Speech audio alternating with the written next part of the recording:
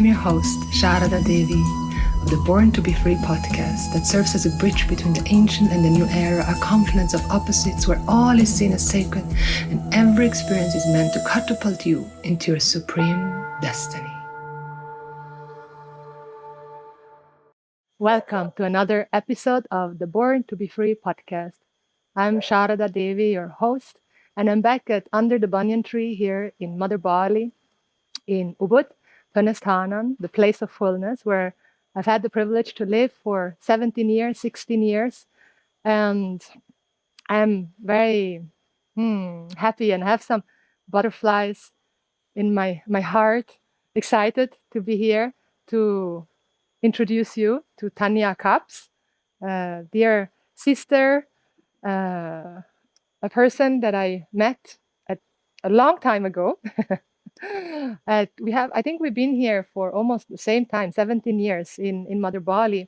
And we know each other because we have the same teacher, Swami Vagishananda, Saraswati. We're both devoted students of Vedanta, the teachings of the limitless self.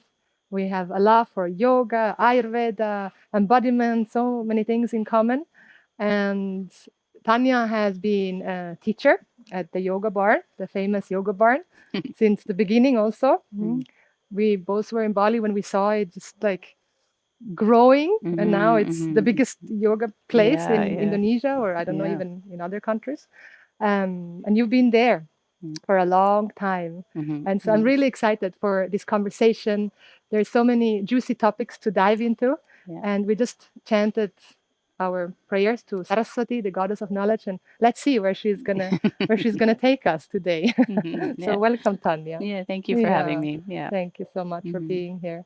How is it for you to be here under the banyan tree, a place where you've studied a lot? Well, it was actually in this shala where Swamiji first was offering his classes. So it's very nostalgic. I remember walking up these steps, many flowers as well in the jungle, and it was just so beautiful. And we're under this beautiful big banyan tree. And then we're sitting with Swamiji, and that was a profoundly transformative, revelatory time. Yeah, really. When you meet a Sadguru, it's just then and they take you all the way. A Sadguru is like your first encounter with the teachings of the limitless self. Yeah. And how was that for you in that moment? Can you describe that in how that was? Yeah, how did that feel in your body? I had traveled around the world and had many teachers that had many things to teach. Certain aspects of yoga, whether it was asana or pranayama or meditation, the different aspects of the relative practices of yoga. But then when I sat with Swamiji, it's like, okay, this is the highest, deepest truth. This is what I had been looking for, the direct teachings. And so it was just pure inspiration. Because I know exactly what you're talking about. I went to all the different yoga teachers. I remember going to India and really searching for my teacher. And it was like, this is not it. There's a lot of greatness, but and when I came to Swamiji, it was like I knew this was it. And at the time, I couldn't name what it was. I didn't know what it was other than intuitive knowingness. It was just my whole being felt knowingness. Right. After many years, of studying, I could delineate and why these teachings hit so deeply, and even deeply is a relative term. They hit in an absolute sense. So now I can explain it with words. I've found some language around it, but at that time it was just pure alignment, pure knowingness, pure recognition that this is where I need to be. And it felt like Swamiji was just pointing me back to myself. And so everything was just an experience of yes, I see that. This is how it is, It's just, I say revelation, through knowledge, self-knowledge, universal knowledge. So it was just like, it was a clarity and a directness. I suppose that would be the phenomenological experience of it in that moment of just pure alignment, pure yes, pure this is it. And then I just soaked in it. Yeah. It's the only place I wanted to be. And at that time, satsangs were a question mark of time. You you think 1 hour, but 2 hours later, but you just get absorbed. You know, it was very special time. Yeah. Just translate the word satsang if anyone is listening or watching. Yeah, doesn't know the word satsang. Sat, truth is truth. So satsang, I would say, is association with truth. Yeah, now when you have all studied all these years, because I love how you say, like, you're really honoring that in that moment you didn't have the words yet to really explain what it was. Like, and I love that you're actually honoring that it's, wow, there's a recognition and alignment, and it's just a knowing, this is it. Like, and now after all these years, you actually have the words what is actually what was unfolded, what happened. For, like, we have gonna have listeners and watchers, they're gonna be our students and friends, and they know exactly what we're talking about. But we'll also have newbies and seekers, and for those that are new into the spiritual world. Not that there is a spiritual world and a non-spiritual world. Right? It's all spiritual.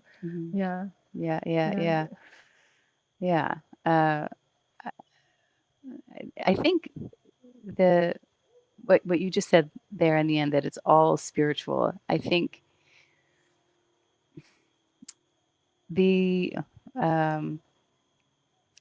I think that's very characteristic of the path, is that everything becomes sacred. All the places that we draw lines, this is it, but that's not it. This is good, this is bad. Then and there, something will happen. And I would characterize the spiritual process as a dissolution of all of those boundaries and ideas and separation. We start lifting all of the stories, and then we start to see everything is sacred, you know. And so the just that there's a question. If you're brand new, that question, I think, is a universal question. And we might, even when we just start questioning, we might not even have the knowing of what we're questioning, but there's something calling, and that I'm looking for something more.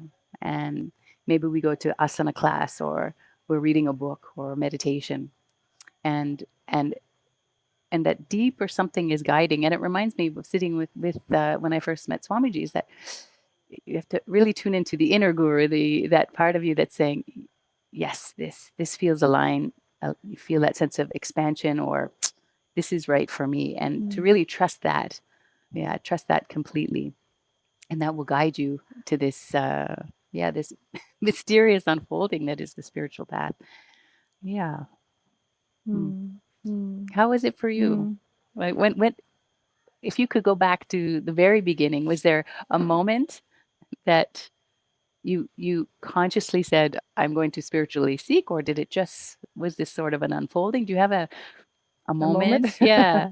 And I imagine, as with any, there are some moments that stand out as more peak moments that characterize big transitions in the path. But was there something? Yeah, actually, we just, before we started the podcast, we were talking about the kundalini experience awakening. And at that time, I didn't know that it actually was that, because in my case, it was labeled as a psychosis. And so for me, it was that moment when I was in Mother India, and I was 18 years old. Wow. And I had a psychosis, or a kundalini awakening, or spiritual emergency. Exactly. And I thought I became God, and now I'm here to illuminate people, look them very deep into the eyes, and make them see that we're all love. And I'm here to create world peace. And that was the message. Right. And then for like 2-3 weeks, I was on that trip, because it was a trip. It was an experience.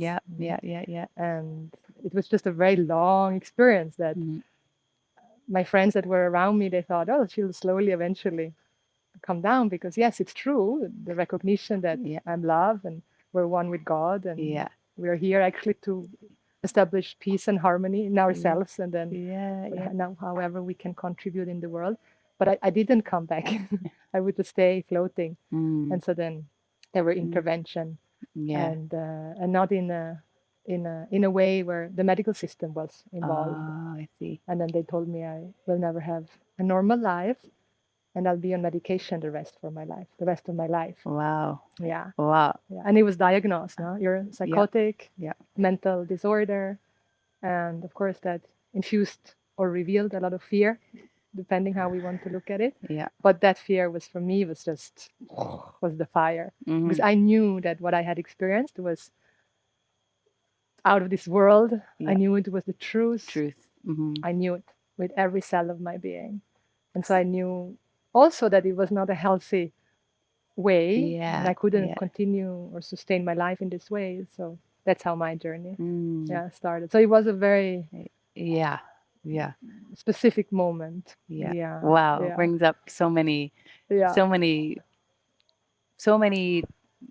aspects of that experience are fascinating to me. And also for those who have those experiences, not uncommon, those different aspects of being negated, because one of the things that happens during that process is you can, if you're not in a context that validates it. Yeah, exactly. Yeah. And also if you don't have the skills of witness awareness, and you're just identified, and if there's a background of trauma as well, all of these conditions can make that harder to integrate. So I then imagine after that it was integration over many years. Yeah. That's been now 24 years ago. So 24 years of integration. Wow.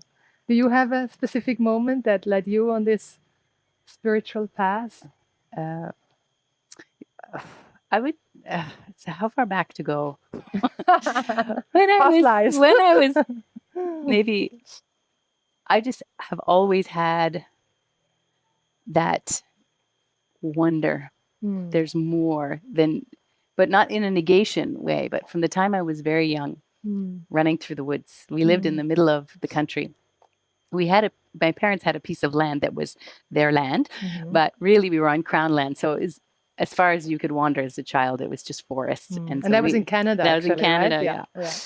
And there were areas that were marshes and swamps and ravines and big trees and small. It was just a wonderland, So I'd go back in there with my dog. And there was this moment that I found there was a shiny, a little sparkly something in the grass in the woods. And as a child, what is that? So I went and picked it up, and it was a little cross. And then there was a jewel in the middle. And I went home and I put that jewel under the microscope. My dad was he's a teacher that had a science teacher, but he had done his education in science, his master's and what. So we had this scientific gear around. How old were you then? I must have been, I would guess, 6, 7, 8. Oh, wow. Yeah. So I took this little cross, and I was just, I had felt, I think 6. Still, the imagination is still very wondrous and wild. And, I'm imagining, I found a jewel, and so then I was going to explore it. And took it home, and I put it under the microscope. And this part, was it my imagination, or did this really happen? In my adult mind, I said that couldn't have happened. But in my memory, I looked under at this cross, and it had etched on it a prayer in that jewel of Mother Mary, the Hail Mary. And is that even possible to etch something so small? As an adult, I questioned it. But as a child, there it was. I came from a Christian background. And so I felt like I was being spoken to by God, and I remember being in my room and just being in the wonder of it all, a jewel in the forest and a prayer. And so that was it induced wonder. I would say that was just wonder, and this feeling that there's something more. And as a child, I always spoke to God. Not in the formal way I was taught. I was just felt like that. So that was always very, very strong connection for me. Yeah. So I would say that was the beginning. Yeah. And then because I was born into a family that was very academic and very scientific, then my wonder started shifting and translating into the scientific paradigm. And so then I studied integrated science. So you're trying to look at what is the nature of the world and how did it evolve through all the different lenses, physics, chemistry, genetics, sociology, anthropology, and just it was the why question. And so then but that was very limiting for me because I love being in my body. I love moving. I couldn't sit still. So I found yoga very early as well. And the first class I went into, and I had done many sports and dance. I was always moving. When I landed in my first yoga class, everything dropped. I said, this is what I'm doing. And I just went every single day, twice a day, 4 times a day on Sunday.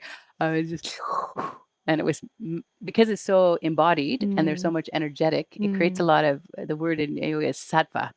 So heightened energy, heightened clarity, heightened insight, feeling like you're infinite space. And so I was really addicted to the experience. At that time, it was just serving me really well. Yeah. But it tempered over time. And I went once a day. So that was the early 20s. Yeah. Yeah. And then the journey just goes on from there, different periods, exploring different practices, modalities, teachings inwardly, though, at that point. Yeah.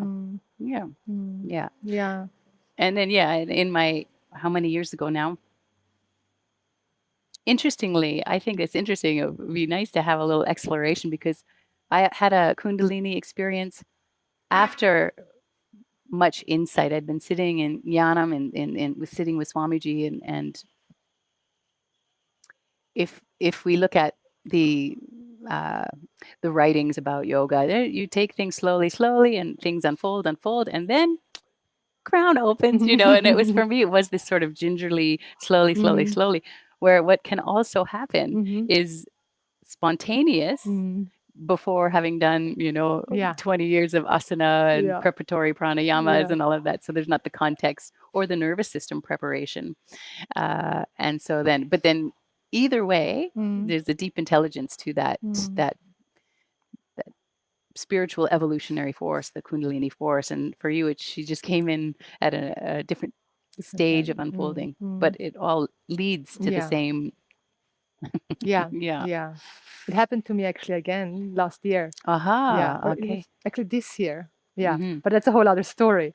But I think that's more like your story, because now the integration, the maturity, the witness, the part that can just witness and be with it, and is not afraid of the experience, and knows that it is an experience and it comes and goes. It comes and goes. So it was incredible. Yeah. But I would love to, if you want to share one that happened to you. And now also you mentioned that you're actually that you've been in preparation of a 1 year, or since 1 year, of a training program. Yeah. I'm teaching Kundalini Tantra. That's it. The only reason I give that name, it helps people hang it somewhere. It's like, okay, this is what it is. But really, Kundalini Tantra is the embodied awakening process. And then we can look at it through the lens of specifically looking at the way energy, the way consciousness shifts and changes over time as recognition deepens.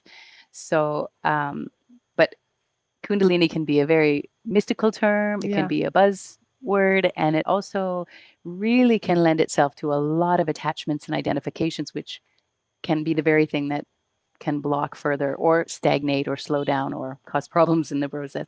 So a big impulse for me to run this program is demystifying the spiritual deepening process, and help the places where we can get we can say stuck, but where the suffering can get caused. And what we've already talked about we've alluded to, is there's what I've noticed just generally in the, let's say, the spiritual supermarket, there can be an emphasis on transcendence. We can term it lightly, the up and out. That's the going into that experience you had where I am one with God and everything is connected and there's no you, there's no me. And that's valid, because that is ultimate truth. Yeah. And, well, how do I live in this body, in this world? And that's the embodiment, because we are both fully human and we're both fully divine.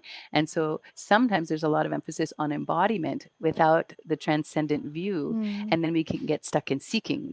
Because we're in duality, and we can easily get fixated on states or stages or experiences, identities that come as things unfold. The new identity, ego sneaky comes in there, new identity forms. And which interestingly, just when you were talking about your story of I am one with God, but then it was coming back like Shada does one. So the ego came in the human experience, and then then you've devoted your life to having that deeper understanding, and also as a teacher, and you two are a teacher, I'm equally fascinated in the skillfulness of teaching and not harming students, not confusing students, but that also is its own development. So honoring equally the transcendent view and also the embodiment view. And it's not like they're separate things. We are both all the time. But if we lean too much on transcendence and we're in I am one, which is the ultimate truth, as profoundly liberating. But there can be, if we're not acknowledging the human, then we can have shadows with that. Maybe savior complex, or I am God, but nobody else realizes they're God, which is duality, you know, and, or disappearing and disengaging with life. And so that it can have the shadow and not fully meeting the experience or the emotion, even, bypassing, and you're just observing now the emotion, and I'm not really not actually embracing the emotion and going through the need of feeling and releasing it. The spiritual bypass, the spiritual bypassing, we call it. And so all the traumas and the conditioning will keep playing out. With the transcendent view. And that's also all in order. All of that also is part of the order. It's part of the order. Part of the experience, part of the growth. Like I remember we just had class yesterday and I told my students, like I remember at the beginning when I came to this teaching, even though it was unfolded in a way that was emphasized. No spiritual bypass. You cannot bypass the heart. I still spiritually bypass. I think that's right. We have to like hammered it. You cannot bypass your heart. You cannot bypass your mother and father issues. You got to have your altar, sit at the altar, and resolve that, and go to time. Like it was number one thing. Swamiji would like hardcore emphasize, and still the spiritual vibe. No, I got it, it's fine. And then they say there's an expression, today's insight is tomorrow's ignorance. You know, so I had the same. I remember it was a week before I met Swamiji. I was on my bike. You know, I had been in Bali less than a month, but I feel like if there was anything on the menu for spiritual experience, I tried it all. I traveled everywhere, and all the teachers said, practice. And then one day I just was like, this exhaustion. And interestingly, only after there was that's very characteristic. Like I don't need to speak anymore. And it was in that moment where it's like, it was in that moment where I did not have words for it, and it wasn't the experience. It was just resting in the witness. It was just,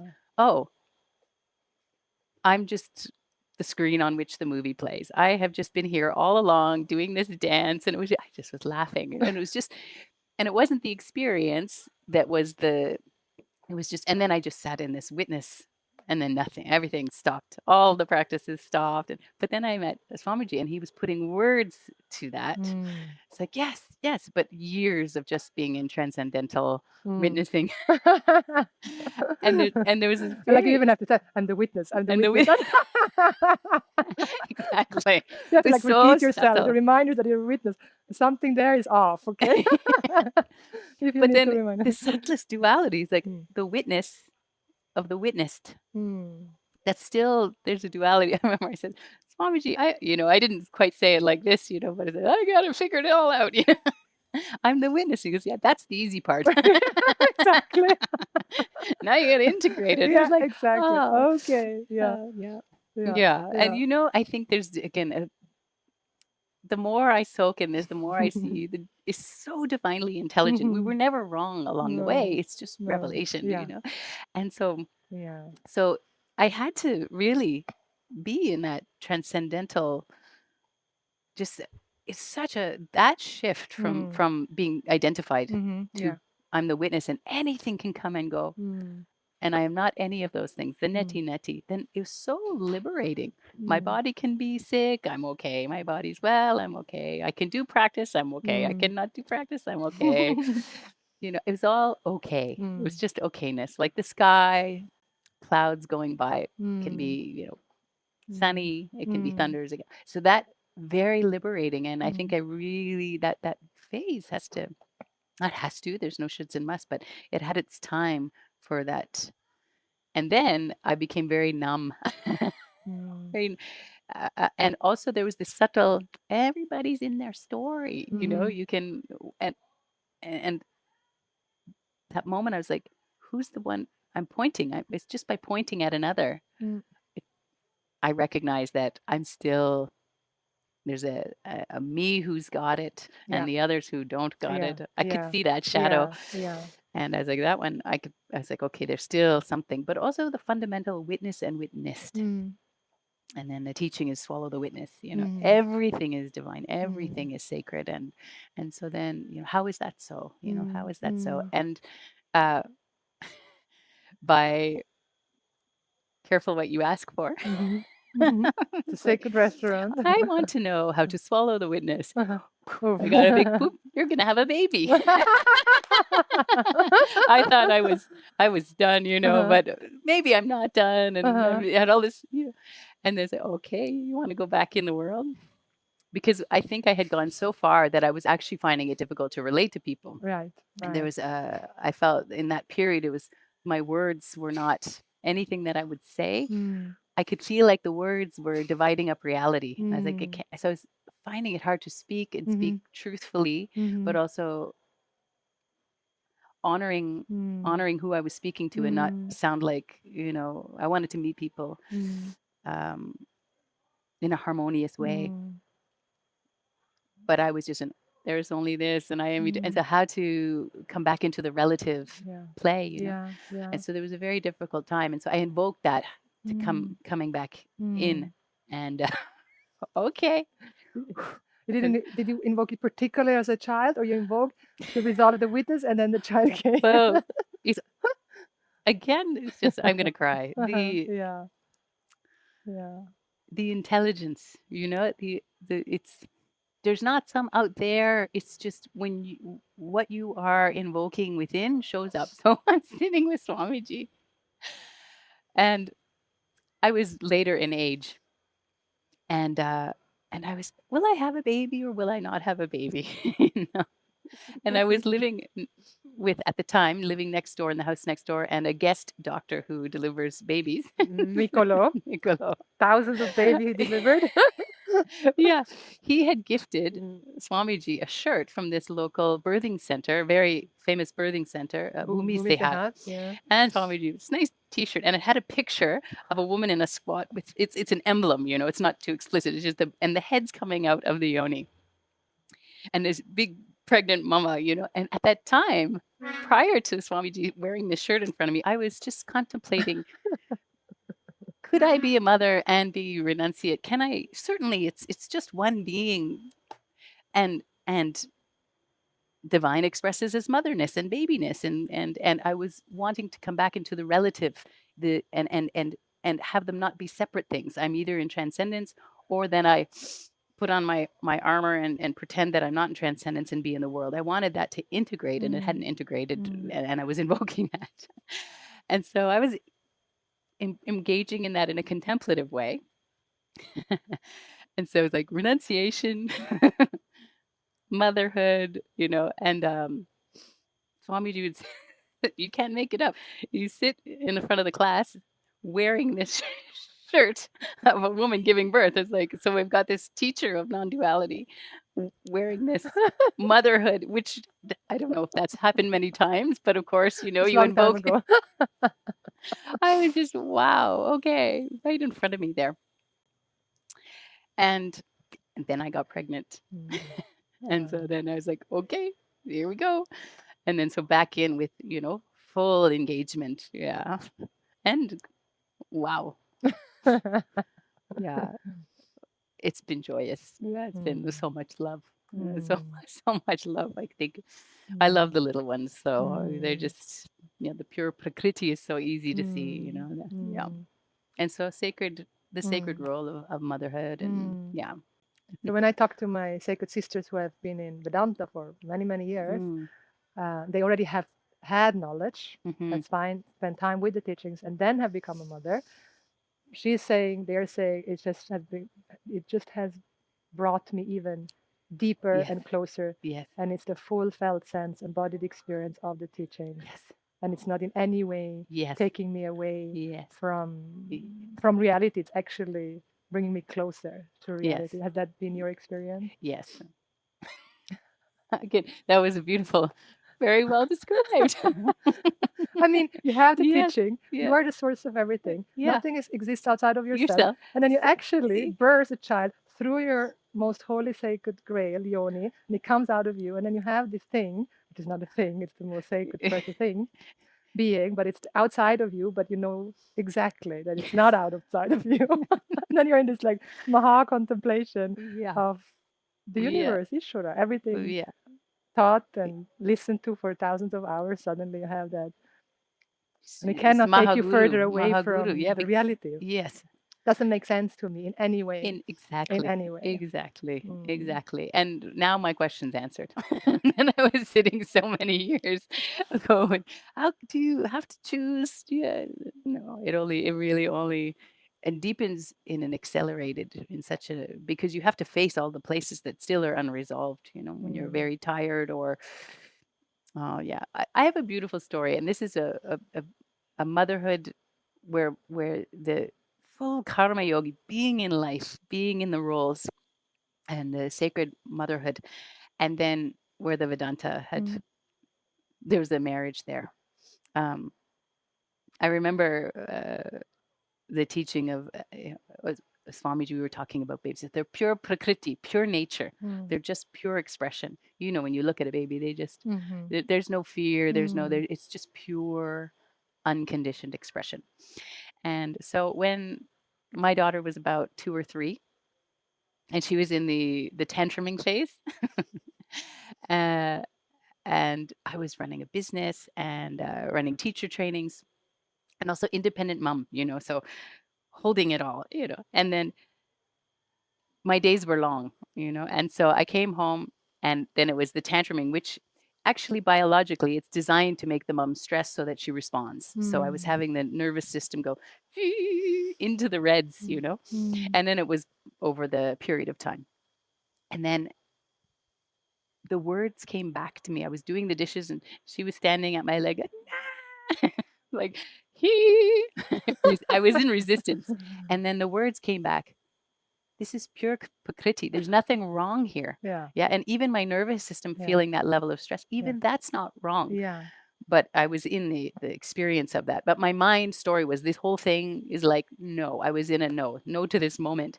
And it just that moment of clarity of, yes, yes to being tired and my nervous system being really heightened. And yes to this tantruming baby, find me a baby who doesn't tantrum. It's prakriti, it's nature. My nervous system is nature. It's all in perfect order.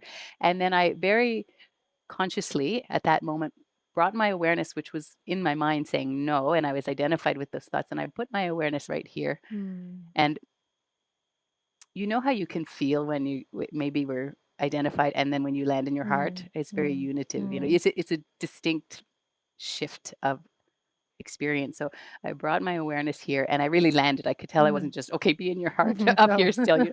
And I landed, and to the exact moment, spontaneously, I landed, and my heart opened. Ciara stopped crying, and she looked up to me, and she said, "I love you, mommy." Of course.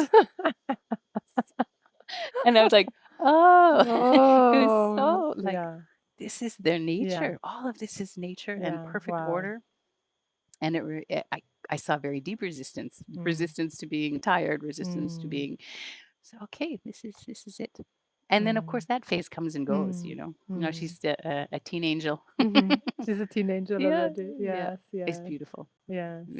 Yeah. And really it's an opportunity to, in an embodied way, really, this is unconditional love. It's just pure service, you know. You just, this is so unconditional. Yeah. Yeah. Yeah. Wow. Yeah. And this like the ahankara of the motherhood or being the mom. I don't exactly know what my question is. It's more like a reflection, a reflective, put it out there as a reflection, like the identification of being a mother, as in the teachings often it's said that that's the strongest identification. Yes. And I think like I've been contemplating on that a lot.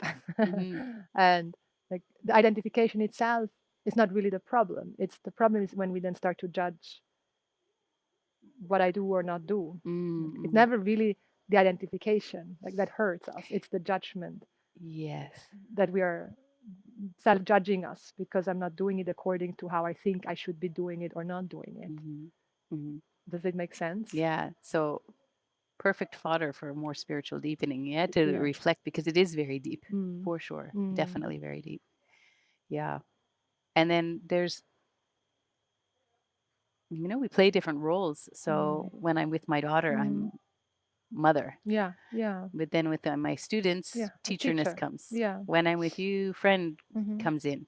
And Sangha, hello Sangha, co-contemplator, and it's what is the role to be embraced in this moment. And when I'm buying my carrots, then I'm a customer. And how can we make this, and of course, because there's such a deep the attachments are deepest with our most intimate others and our child, for sure. But then it's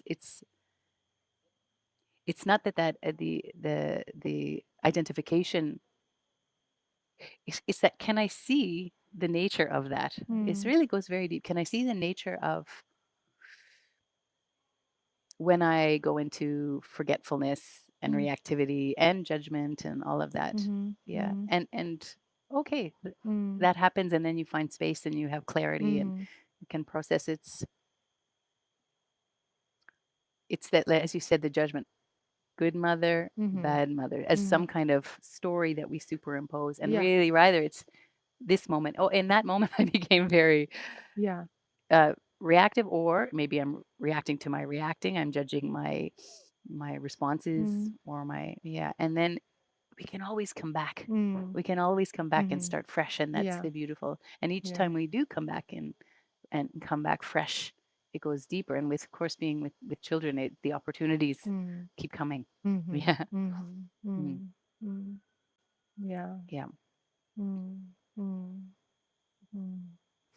Yeah, it's the like what I'm seeing, contemplating a lot lately is how the yoga has come into the Western world, right? And not only in the Western world, in India. And the yoga has been very presented in a way that really fits the male body for a long time. Okay. It's even though not we all, but those that have been yoga practitioners, we followed that format and lineage that has come to us. Like, imagine, I don't know what was your first yoga class. I remember mine, Hatha Yoga from Shivananda Yoga Center. Like, and there was a specific sequence and then the asanas, and you would start with headstands first. I think I remember. Shivananda has its sequence, right? And then going to Iyengar Yoga, and then to Ashtanga Yoga, and then the Krishnamurti, and you name it, Dharma Mitra, and then Jiva Mukti Yoga, all right? of the different and yogas. all the different lineages have developed over these last 20, 30 lots of years, iterations, right? yes. So, and it was at that time we didn't speak about the female body really. We didn't speak about the menstrual cycle. We didn't speak about motherhood, menopause. All of those topics have now emerged. Maybe the last 10, 15 years really started to emerge, including the somatic experiencing, the understanding of trauma, being trauma informed, and it's blooming very strongly now. And same with, I don't know if it's the same, that's my contemplation, with the Vedantic teachings or the non-dual teachings. Like it's been taught for a long time in many male teachers, and I love my male teachers. I mean, I'm blessed in the most incredible ways that I've had the best teachers, really, in that sense. And then at the same time, when we talk about like the female experience and the female body, there is a different experience, like biologically, like now honoring the truth that we are one and the same. That's the absolute truth, absolutely. And then the bodies are different, even though they're the same. Like if I think of the book Come As You Are from Emily Nagroski, It's a beautiful book about sexuality and coming back to your power and healing your sexuality. And she points it out beautifully how we're all made up of the same parts, but put together differently. Like, so for example, if I think of my yoni or a lingam, like they look differently, but at the same, it's still the same parts made up of the same, but put together differently. And then at the same time, the chromosomes are different, right? And a male cannot get pregnant and give birth, whereas a woman can, right? And so that's the beauty of the universe, that that's the magic, Maya Devi. Like she makes that appear which is impossible. Like she makes that which is non-dual appear to be dual. And that's the beauty and the magic. And so like here also, that's been my contemplation, like that there is this evolution and this knowledge of the feminine wisdom returning that hasn't really been fully yet explored, shared, maybe. I think from a lens of evolution or spiraling, deepening, there's over human, since humans have existed, there is actually a spiral between more masculine and more feminine individualistic cultures, which then that exhausts or goes to extreme, and then more feminine principles, communal cultures come back in. But then the shadows come out because it's too much. Then people say, let's escape, I'm getting out of this, and individualist. But each time it's not just repetition. We take the fruits of what was learned in the prior stage, and then we go deeper. So there's more complexity is in the evolutionary principle. So I think we're in that there's it was predominantly men in India, but it's predominantly women in the West that are doing yoga. Predominantly, and it depends on the yoga class you take. I definitely noticed that practices that have more masculine energies have more men. So, for example, very strong, powerful classes that really push your limits. It will still a lot of women, but proportionately more men than, say, a restorative yoga class, which is soft and surrendered, and it brings out those qualities. So all of these yogas came from hatha, these modern movement-based practice, the yoga of action and force and directing our energies and attention. So the ha and the ta, there's contained in that system were all the possibilities of expression, so structured versus unstructured, but it's the balance of both where we thrive. If we're just in everything in the flow and no container, then that can have a shadow in time. And then we're just floating. And then with that, neurologically, the brain won't feel so safe, and it can create anxiety and such. If we're going into that neuroscience. On the other hand, if we go too structured, then we can get rigid. So, but it's the balance of structure and freedom. And there may be times where we need to cultivate structure. And then there may be, especially if we don't have that, it's more like, it's not rigidity. Structure is not rigidity. It's banks on a river that help all that life force flow where we intend it. So that ha is very important. The ta also very important. But if it's in the earlier stages of modern yoga, ha was emphasized. And so now people are saying ta. And this is one of the reasons why I love offering long-term programs versus one-off classes, which I enjoy those for the human experience of it, but you can only say so much, and you need to give silence so people can feel their bodies. You can't give lectures during a yoga class, but you get to really understand these principles so that you can honestly self-assess and say, wow, maybe some more structure might be good. If I practice at this time each day, that structure will help my energies for the rest of my day. So this is where structure might be good. Or I've every hour of every day, maybe I need to do something a little more free flow and leave some room for spontaneity, and that will help me thrive, And so it's the balance of the two. When those two energies are in balance, that's actually what wakens the kundalini. That's where thriving happens. So I think it's both. So over time, stages are defined by emphasis of one or the other, and in different domains as well. In my asana practice, I may be more ta, but maybe in my work, I'm a little more ha, and then I'm a mother, and I'm back in my ha element. So dynamic, and it's such an ecosystem. And but over stages, we may be in periods that are a little more swinging one way or the other. But then in the moment, we go through different states where we're in more receptive states or more proactive states. So I think one of the great gifts of yoga is deepening self-awareness. And we may learn in theoretical first, I'm just talking, it's principles. But then when we just feel our bodies or contemplate our life, where we've been, where we're intending to go, we can start having that deepening self-awareness, and through our embodied experience, we come to know these principles as direct wisdom. Direct wisdom. And in Bali, for anyone who's been in Bali, there's these ducks. And sometimes there's hundreds or even it looks like 1,000 ducks. I like this. For me, it epitomizes the Hatha teaching. Is the duck farmer has a giant bamboo stick with a flag on the end. It's a bit bright so the ducks see it. And if the ducks are going this way, he just puts his stick here. He's not aggressive. He just goes like this. And the ducks are like, oh. We follow them. And then, oh, now they're going too far this way. So it's like in the relative, it's those energies on physical levels, energetic levels, psychological levels, cognitive levels, all those gross to subtle levels of our being.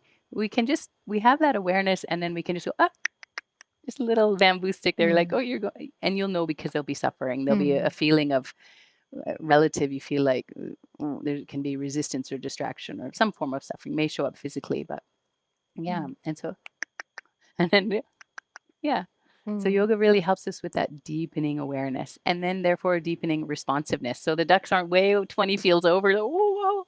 You got to go chase the ducks down to get back on track. So that's a beautiful gift, is we don't go so far off track. And also forgiveness, or self-compassion. Forgiveness isn't the right word, as if we've done something wrong. It's just seeing our human nature is a constant flux. And depending on what's arising, sometimes tsunamis hit our life and throws us off, and we find our way back again. The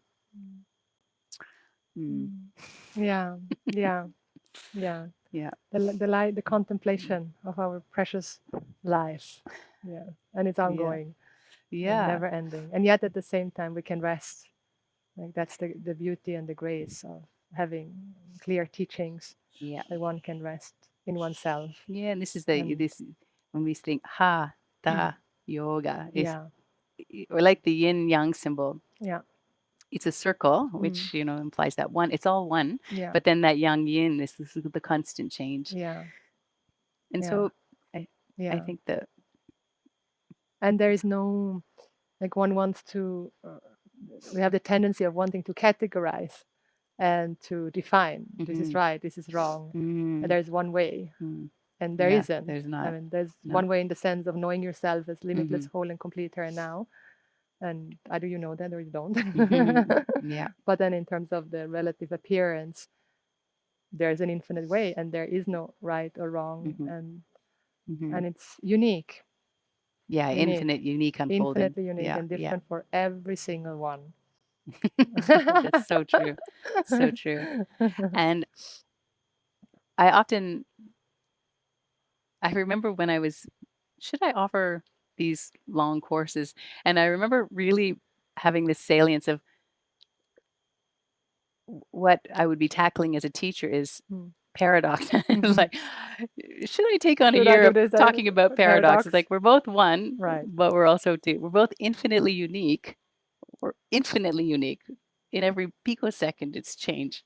And there's universality in that as well. There's a sameness as well. And I think that's one of I've come to love the word paradox. There's like, I think part of, there was one teacher, I think it's Adyashanti, once said, the spiritual realization process is a process of resolving paradox, doing and being. I am one, I am a human. I am unique, I'm universal. And both are true. Both are true.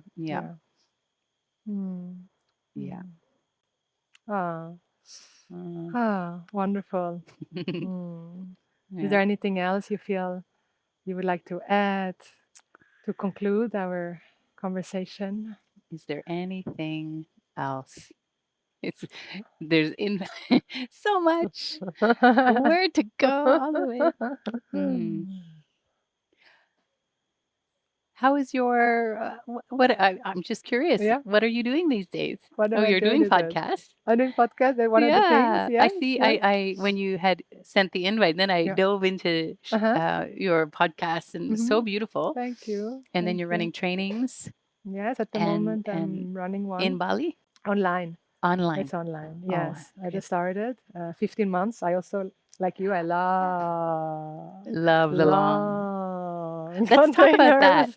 It's one of my long term to be able to, as a teacher. And I think for me, it came out of the contrast of being at Yoga Barn, 16 years there. You must have so many stories. Yeah. And it's the epitome of constant change and transience, at every culture, every level. I don't love that word level. Every age, every personality type. And so you come, and some of these classes are, it depends on which class you teach and at what time, but some classes were 60, 80 people. Yeah. And it's the big surprise party. Yeah. I remember once it was at the time, this is in my 30s, I guess, I was teaching, it was a power yoga. Yeah.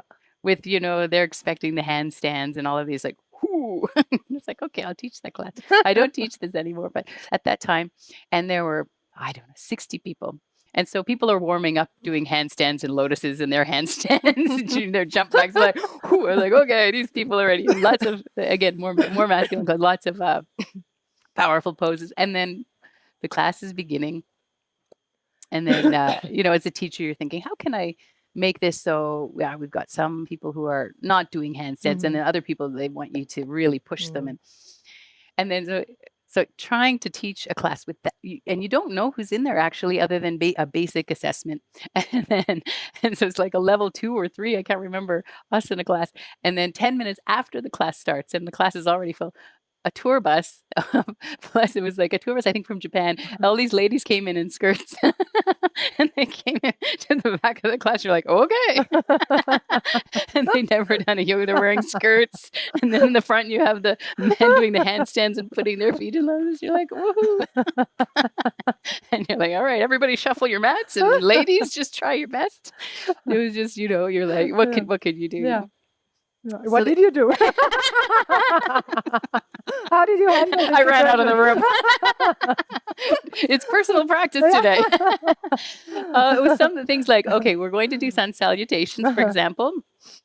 And then anyone who wants to do modifications in these, like when they're jumping forward, they can jump and go in their handstands before they can come down and things like that. If you're new, just follow me. And then so all variations are welcome, this kind of thing. And then lots of, if this is you doing this way. And so what I did is I did foundation postures and always left windows for advanced postures within those, because every foundation posture has advanced variations, and just throw a lot of arm balances in there. And the advanced people were happy and stick to the foundation. Anyway, I digress. But the point is that it's very transient. Yeah. And when it's so transient and you have a spectrum, you have to teach in a certain way that includes everybody, and you can't go so deep. Yeah. And after years and years of that, I started doing the 200-hour trainings, which I love. So you get to spend a month and really go. I remember I came and taught there one time. Yeah, that's right. Yes, that's right. That was wonderful. I think that was one of my first trainings, or second. Yeah. They loved you, of course. I still, some of the students, they're still with me. Oh. Yeah, like Rebecca and Angelina sometimes. Yeah. We share some with a lot of students too. Yes, we do. We have a little dancing. Yeah, Mora Devi. Yeah. They become our teachers. Yeah. Wow. And so just constant change. And so then that 1 month course really was an opportunity to go deep, but it's very intensive. Yeah. And then you get for me, coming back to Hatha. So those classes are good for people who want to do, get their daily practice in, but it doesn't have the depth possibility as a teacher. Those 1 month immersions are amazing. They get intensity and they get quick opening, but then at the end of their training, they're like, wow, they're everyone is expand, exhausted. but Expanded and exhausted. Yeah. But their sattva And high. guna is Yeah. really like, they're very, very, and I was very aware, I'm going a little bit off, but it's always the balance, so you get this sort of peak experience. And what happens after those peak experiences, the crash, Yeah. you come back to regular life. And then it's, I got it, I lost it. That feeling of because the sattva guna, when you're doing pranayama and asana all day long and you're talking about really unearthing and deep, all the energies start moving and you're clearing a lot of, you feel amazing at the end of that. And then you have to go to regular life where you're back. So you don't have as much of that prana pumping, energy pumping, and releasing your tensions in the same way all day long. So relatively speaking, from this expanded, you come back to, we could say, regular state, with maybe your daily practice. And that can be very difficult for people, to integrate that. Yeah. And it can be, I got it, I lost it, now I'm going to quit, or I'm a failure, or something like that, So then the natural desire for me, I did have integration programs for my students for 3 months where we checked in so they could integrate slowly. But then I thought, I want to be with them in a more spacious way. Every day, practicing, tuning in several times a week, and giving space for the teachings to actually land and sink in. Yeah. Yeah. Exactly. Yeah. And then you really develop the heart connection with the students, and you can give more attuned guidance as well. Yeah. How about you? Yeah, exactly. It's exactly that experience. There's this development of that bond, that partnership between teacher and student, and you establish a family, like a spiritual family that is required in order to move through those challenges and stories and emotions. And I'm enjoying it so much, these long-term immersions or educational programs. And you see, like, when they go in and when they go out, and they can really take that home. Yes, and because it's integrating. Exactly. They can really, there's a sovereignty that's given to them in that they're genuinely having the insights when they're shopping, when they're with their families, when they're with work. It's just slowly. Yeah. Some of my students would say, during the program, I didn't really notice anything, but then I look back and my whole life is transformed. It goes in so deep, but it's just a little bit each day. Yeah. So that's the abhyasa, the repetition. Yeah. This is a good example of the masculine principle, just showing up every day. Exactly. And then the feminine is, okay, what's arising in this group? Let's respond to this actual group. Yes. And at the same time, there's some teachings I want to bring in. It's this balance of, I have intention and I'll respond to these beings and their experiences in this moment. And it's a beautiful and privilege and joy, and it's so deep. I feel like, for me, of course, I'm learning through those long-term programs so much as well. Like, at the end, I'm just a student myself. I love how we have this translation of the teacher who is a student, who makes other people study with them. Like, I want to be immersed in these topics. This is my life. Yes. And I just invite everyone to join me in the studies and practices and contemplation. Yes. And so it's not that... Not the like hierarchy. This. No. Yeah. Not in that literal sense, really. Like, of course, there's a certain... the role playing. But at the same time, for the teachings and the practices to really land, because it's life, it's you, it's reality. And over that long term, then it doesn't benefit only them, but it benefits me also very much. There's a saying that if you want to deepen yourself, teach. Yes. Exactly. And as you teach, then you see where you're unclear. Yes. And then there's the real situations that arise, and you can, and then it makes you contemplate, Yes. and what's happening here. Yeah. And so you're beginning a new program soon. A long-term program. My intention is to have 3 one-year programs. 3 one-year programs. Yeah. So one has already, it's the Yoga of the Vedas. The Yogi's Way. It used to be called the Yogi's Way. And now it's just more literal. Okay. It's the 1-year Veda. The 1-year Veda. And it includes Hatha and Ayurveda. Okay. So the relative care. And they go through the stages of Karma Yoga, Upasana, and Jnanam. And then they offer something back at the end. And that's just such that program. It's not like separate things. It's like first when you learn music, first you learn A, B, C, D, and then you play a chord, and then you're playing a song. It's still fundamentally. So in that way, it's like a blooming that happens versus first we're going to go over here and learn karma, and then we're, So, and slowly in their daily life, integrated into the daily life. This one is more embodiment emphasis, the one that's coming up.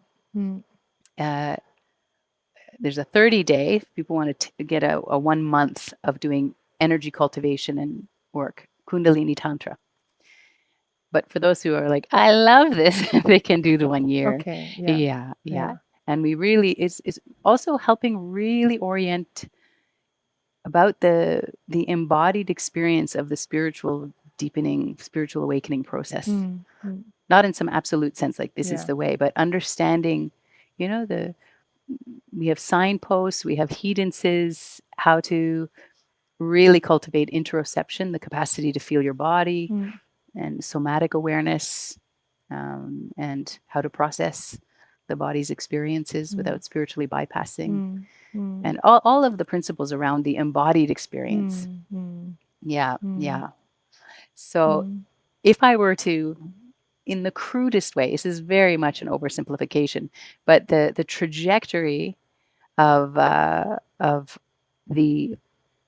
Veda program is more the upward movement. Right. Yeah. We do come back down into embodiment, but it culminates in the transcendence. Yes. Looking at that in it's so oversimplified because in and through embodiment. But because over the years I've had so much experience and had so many students come to me with difficulties, or that experience you had of the and then how to integrate that. So the Kundalini Tantra course that's starting next year is more about the embodied experience. So we could say the down and in and through honoring that we are one. That's in and through. It's the continuous thread. And what does it mean to ground? What does it mean to use will? What is this heart space and intimacy and connection and so on? What is that embodied experience? And how can it be healthy and thriving and open? Yeah.